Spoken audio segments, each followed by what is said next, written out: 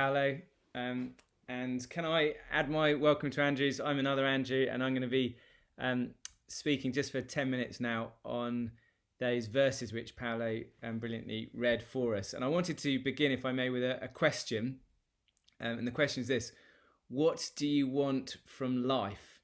It was actually a question that was in a text message that a man in Coneythorpe in Yorkshire received from his wife, and he and his daughter, they got this message and they started reflecting and wrestling with this profound and heart-searching question. And they were wondering, well, what do we want from life? What is life really all about? And as they were reflecting, another text came through on the guy's phone, and it was a couple of minutes later, and it was also from his wife, and it said this: sorry, had autocorrect function on. I meant, what do you want from Lidl? Now, I like that story personally because it illustrates, I think, what is so often our experience, isn't it? We are all of us inescapably deep spiritual creatures. We have real questions about life and about meaning and about purpose. And yet, of course, the reality of our lives is that just as we start to engage with these questions, the next text message, the next interruption arrives, and we're back again with mundane, ordinary life, like shopping lists, what we're going to get from Lidl, and the moment's gone, and on we go with life. Now, I know that for all of us, 2020 has been a year like no other. And for some of us, amidst all the challenges, it has prompted us to ask these big questions, to take them more seriously, these questions about God and meaning and purpose. And for a little while at least, these questions have jumped above the shopping list questions in our lives. And that's a really good thing.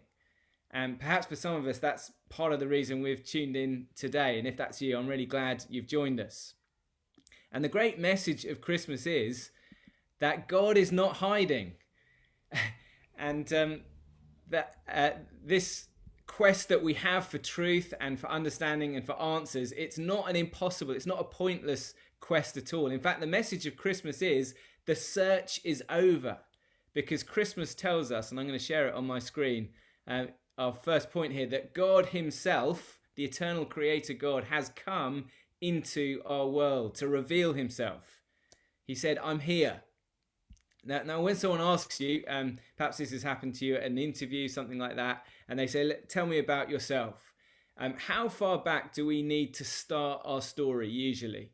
Perhaps it's an interview, we probably cover our previous experience, or sometimes we go back and even cover our training, or even our childhood sometimes.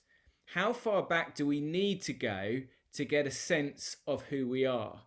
Well, in this eyewitness account of John's Gospel, which Paolo just read the introductory few paragraphs from, we discover that for Jesus, if we want to get to grips with him, we need to start the story a lot further back than with most people. We need to start not just with his birth back at, in Bethlehem all those years ago, and we heard that in our readings from Matthew. We actually need to go back beyond that. We need to go back before the first human beings even. In fact, we have to go back before the creation of the world, John tells us. And even then, that is not far enough, because John starts his gospel with these extraordinary words. In the beginning was the Word. And John is saying there, when you go back right to the start of everything, Jesus, the Word as he's called here, and that's just a title that means God's self-expression, just as our words reveal who we are, the Word reveals who God is. And when we go back to the start of everything, he, the Word, was already there since before time. And then we wind on history. The universe comes into being, then human beings, then wind on Alexander the Great, say, or the Roman Empire. And then there was this moment, John says, when, as verse 14 puts it, the Word became flesh and dwelt among us. And this is talking about the eternal Son of God becoming a human being.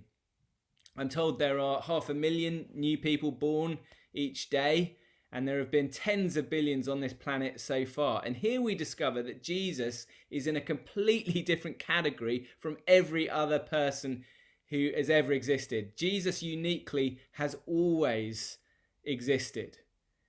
Sometimes we're too familiar, I think, some of us, with Christmas to feel the shock of what we're talking about here.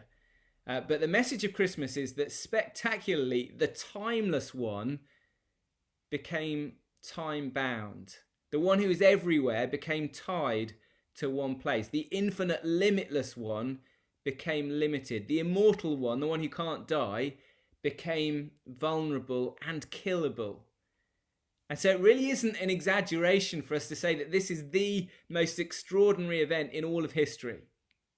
Up until now, in fact, since our first ancestors rebelled against God, it's like there's been this kind of concrete wall separating eternity, where God dwells, and time, where we are. Yes, previously God has spoken through the wall. He's communicated to us, especially through the prophets and the scriptures.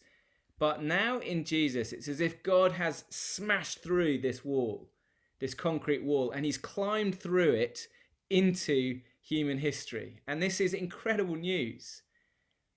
Some people have described the human condition as being a little bit like as if we're trapped in a building, perhaps something like the Big Brother house, if you remember that. But it's even worse than that, because we've seemingly forgotten how we got into the building. We're not even sure what possible world there might be beyond the walls of the house. As I was thinking about this, the horrific thing is that you can actually imagine some TV company trying to launch a series of amnesiac Big Brother. But let's put that to one side and hope that never happens. But some people say this is the human condition. And if that is the human condition, what are the options? Well, we're stuck in this house. We could look for clues around the house to try and analyse it about the kind of people who might have put us in the house. And that's a little bit like, I think, looking to science for the answers to the big questions. And of course, that's very useful up to a point, but it can only get us so far. Or another approach, we could all put our heads together and try and imagine the world beyond the house. I like to think that life's like this, and we just fill in the gap and get lots of different answers. But then imagine you're stuck in this house, and then into this confusion, we hear the handle of the door, the locked door, start to churn, and the door opens, and in steps someone from outside, the one who's punched through the hole through this concrete partition. Here is the one person who at last can tell us the truth about reality, about our Creator, about why we're here. And this is part of why Christmas is such great news, because it tells us that now the guessing is over. And Christmas means that what we instinctively feel, we feel, don't we, that human beings matter. And we feel that this world matters. And we feel that justice matters. And that we really are part of some grand and glorious story which is actually purposeful and heading somewhere. And Jesus' arrival on this earth confirms that all of these instincts we have are actually spot on. We're correct. And most wonderfully of all, Jesus' arrival means each of us can come to enjoy the relationship with our Creator that we were made for. That's a remarkable thing we're going to think about in a moment.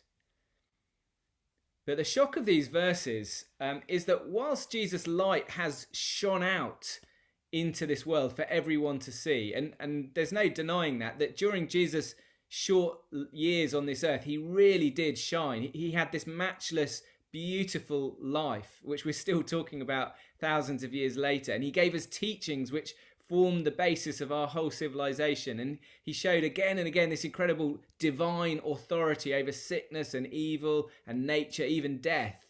And he fulfilled all these prophecies about from God's word about who the Messiah would be. And yet, despite Jesus' light shining out so clearly, these verses tell us that shockingly, we did not welcome him. And this is our second point. We didn't welcome Jesus. So let me read on. If you've got John's Gospel, it's verse 9, or just look at it on the screen. It says this: the true light, that's another name for Jesus, the true light that gives light to everyone, was coming into the world. He was in the world, and the world was made through him, but the world did not recognize him. He came to that which was his own, but his own did not receive him. And verse 11 here, it's talking about how Jesus came to a nation who had been prepared over centuries by prophet after prophet to expect this visit and to welcome Jesus with celebration. And yet John says they did not receive him. And it's important for us to see that they weren't a particularly bad bunch. The whole point is that they were just typical of the whole world in verse 10. The world which was made through him, yet did not know him. Sometimes you hear stories, don't you, about a soldier, and he goes off a long way from home to fight for his people, his community. And then when he comes back a long time later, instead of being honoured, instead of being celebrated, he comes back to discover that he's been forgotten. Even his wife has run off with someone else perhaps, or his children moved on. They don't want anything to do with him. And the way we feel about that scenario, that's the way that we should feel when we hear about how human beings tend to ignore and even reject Jesus. That sense of, that should not be. That is wrong. He's our creator. We shouldn't respond that way. And these verses make uncomfortable reading for us. And the reason they do is because they hold a mirror up to humanity. And they say to us, look, maybe the communication problem is not on God's side at all. Maybe it's actually on our side. Maybe we human beings are not as truth-seeking as we like to present ourselves. But although these verses do paint a dark backdrop, wonderfully it is a backdrop into which the light of God's kindness and grace shines all the more powerfully. God's light and goodness don't get quenched that easily. Because despite the way we treat him, these verses tell us, this is our final point, that Jesus still welcomes us into God's family if we'll only accept the offer. So let's look at these final two verses. Verse 11 again. He came to that which was his own did not receive him. Verse 12. Yet to all who did receive him, to those who believed in his name, he gave the right to become children of God. What wonderful words. I've got a letter here, kept safely behind cellophane, which was written to my wife and me from one of our children. And yes, I am one of those sentimental fathers who not only hang on to these sort of things, but then assume that other people should take an interest in them as well. And you're stuck and you have to listen to me. But I took a photo of it and it looks like this. Let me read it. It says, to Mum and Dad. Pretty good writing, I think. I wish we were a royal family. It's R-O-I-E-L. And I think there's a D on the end, just for good measure. I wish we were a royal family. Love from, and then it's the particular child. I've actually redacted it to avoid, to protect the innocent, should we say. No, to avoid embarrassment. Now, despite the fact that as I have impressed on my children a number of times, it is a great and noble privilege to be a member of the Latimer family, which they are, for some reason, our children still have this impression that it would be an even greater privilege to be part of the royal family. And when they were younger, at least, they instinctively felt that their true destiny was really as princesses, and that by some dreadful mix-up, they'd been born far below their true station. And as a mark of this, they took every opportunity to dress up in line with their true and royal calling, as they would see it. But the point is, however much we might wish to be part of a great and noble family, I have to say that, to be honest, I think the possibility of joining one is pretty unlikely for many of us. Just think of, in this scenario, think of the level of generosity it would require for the royals to receive a stranger, not just as a guest. I mean, that would be something, but to receive a stranger as a permanent family member, with all the inheritance rights, everything that goes along with that. So because of this, I've been trying to recalibrate the girls' expectations on this to help them through life. But verse 12 speaks of a privilege which is way, way beyond anything. It is far, far greater than even being a member of the royal family, however you spell it. Or even, I would say, a member of the Latimer family, which is also a great privilege.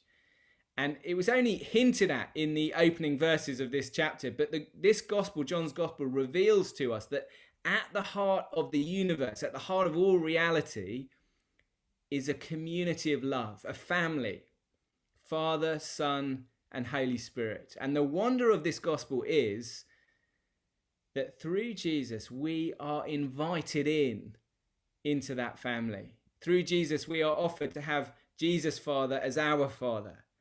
We are offered to have Jesus Spirit as our Spirit. We are offered to have Jesus inheritance as our inheritance, and so on. And this really is an incredible privilege, way beyond our wildest imaginings. And God says, despite how you and I have treated him, and we've all in various ways, made him a footnote or kept him at arm's length, yet despite all that, verse 12, yet to all who did receive him, who believed in his name, he gave the right to become children of God. Aren't those precious words? Now, I imagine some of us will be thinking, well, these are very big claims. I get that, these words say this, but where's the proof? Where's the evidence? And I get that. That's a very fair point. If all you know about Jesus is what I've just said, then you're not ready. You need to look into these things in a bit more detail. But our writer, John, who's written these words at the beginning of his gospel, he's deliberately front-loaded these giant claims in his gospel account as a teaser. They're a headline to grab our attention. And he's done it because he wants to draw us in so that we keep reading and so that we can then engage with all this compelling evidence which he does give us in the pages which follow, all about Jesus' incredible life and death and resurrection. And we would love for you to read on for yourself this Christmas the rest of the story. You can find a John's Gospel online, just search it up, or find it on the contents page at the front of a Bible if you've got a Bible, or just leave a message on the chat and we'll send you one. It's a very short account, you can read it very quickly. It's certainly in under 2 hours. And I'd really encourage you this Christmas to read through chunk by chunk, perhaps for the first time as a thinking adult. And if you do that, I do have to give you a little bit of advice as I do it, which is that this book comes with something of a health warning. This book can seriously impact your life.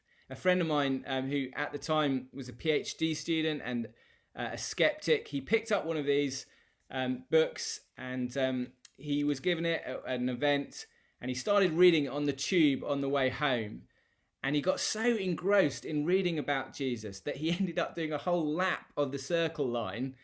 And by the time he got off the tube, he still had all kinds of questions in his mind, but he just knew it was true. And his life has never been the same since. So we began with that question, what is it that we want from life? Or strictly, what do we want from Lidl? And the good news of Christmas is that God, in his kindness, he has broken into our story. And he's done it in order to give us the thing we most need, a restored relationship with him. If you've been drifting in and out as I've been speaking, and I quite understand if you have, here is the Christmas message in a nutshell. Here it is. God has joined our human family in order that we might know this privilege of joining his divine family forever. God has joined our human family in order that we might know the privilege of joining his divine family forever. And my prayer this Christmas is that for all of us here in this Zoom room, whether it's for the first time for some or the 101st time, that this Christmas we would realize and we would appreciate this privilege in a fresh way. and that we would come to enjoy with thankfulness this wonderful relationship that we were made for. What a God we have, and what a privilege it is to be in his family. I'm going to leave 1 or 2 moments quiet just for us to reflect on these verses, and then Andrew is going to lead us in prayer in a moment.